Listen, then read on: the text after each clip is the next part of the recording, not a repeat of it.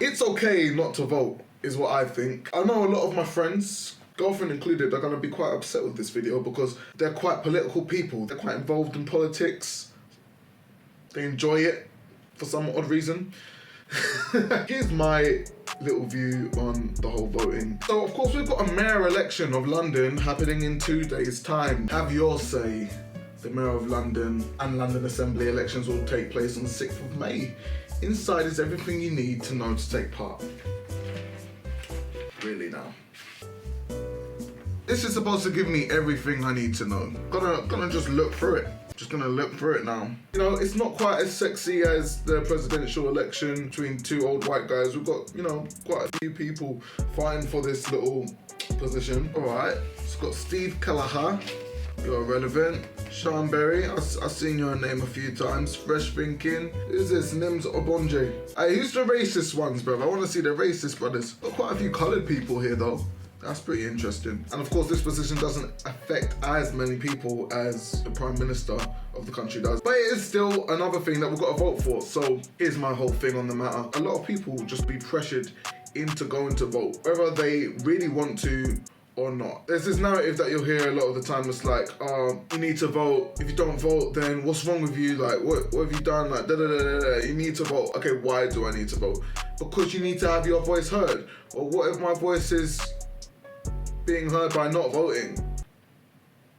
What about that? I don't think people are really interested in you having your voice heard. I think it's more people are just trying to find other people that agree with their agenda and help push it. No one really cares if you've done your research on who to vote for a lot of the time, as long as you're voting for the same people that they're voting for. If you don't agree with me, listen to the statement and tell me that I'm wrong after. Person A is someone that has done their research, read up on everyone's manifestos and all of that, but they've decided, you know what, at the end of the day, none of these guys really are doing it for me, I'm not gonna vote for them.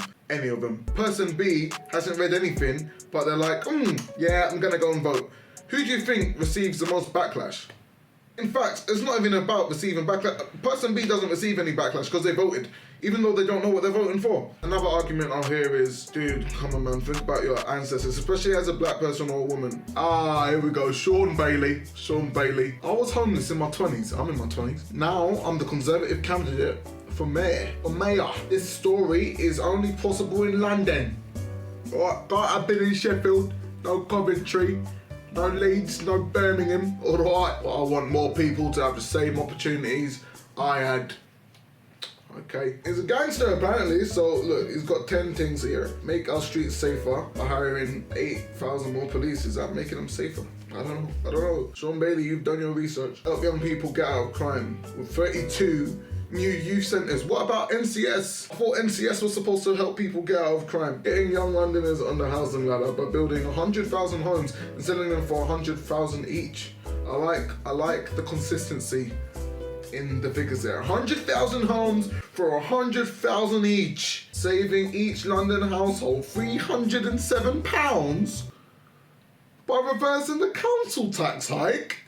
Hey! Think about your ancestors, man. They fought for the right for you to vote.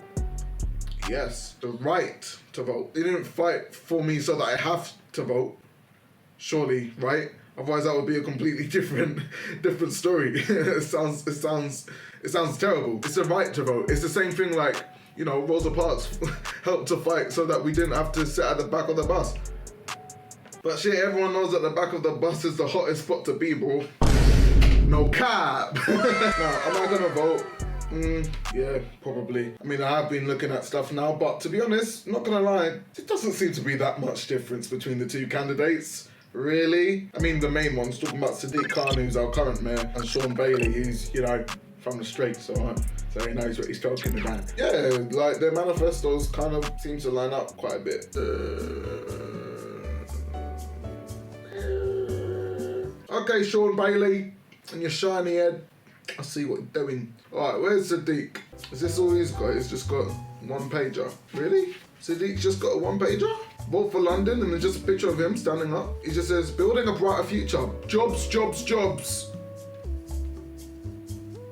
Okay, supporting businesses and banging the drum for investment. Nice one, Sadiq. A greener future. So what? You're taking the Green Party's only thing, bro? Like, you're giving them no legs to stand on. Shit. Tackling toxic air pollution and the climate emergency. Everyone cares about green stuff now. Sounds like pandering to me. More police. Oh, so same thing as Sean Bailey then. Okay. Maybe these guys are in cahoots. Joking. I actually saw the full manifesto and it did look like Sean wanted more police. Okay, than Sadiq. Sadiq was like, we need this number. Sean said, no, Sadiq, that's not enough. We need more. Okay, what else has this pamphlet got? So this is possibly everything I need. I don't think that's true at all. That's that's everything I need to know who to elect as the mayor?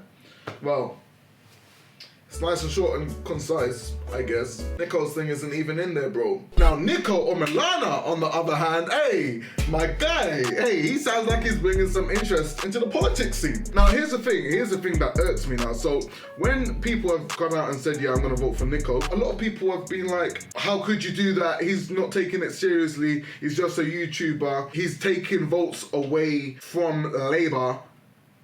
That is the most stupid thing I've ever heard. I mean, I understand what you're saying, but the logic doesn't hold up for me. Like, it's not a valid leg to stand on to say that he's taking votes away from you. Like, the logic that people are saying is, oh, the people that are gonna vote for Nico are the same people that would have voted for Sadiq Khan if Nico wasn't running. Okay, so because they've been given more choices, that's a bad thing? What? It's like me saying, oh, would you rather go to Pizza Hut or Domino's? And you're like, oh, shit, I don't really want either, but hey, don't worry, hey, Papa John's is, hey, that's not the best option. Let me start that again. Some racist ass pizza franchise. It's like me saying, hey man, do you want to go to KFC or do you want to go to Pizza Hut? And then you're like, oh shit, I mean, KFC, I do kind of want chicken. It's not the chicken I wanted. But yeah, I guess I'll go to KFC. But then Nico said, hey bro, I've got Nando's for you. I've got Nando's. Okay, shit, yeah, I'm gonna go to Nando's. Oh no, now you've taken 5% of the people. Now the Pizza Hut has a chance of winning.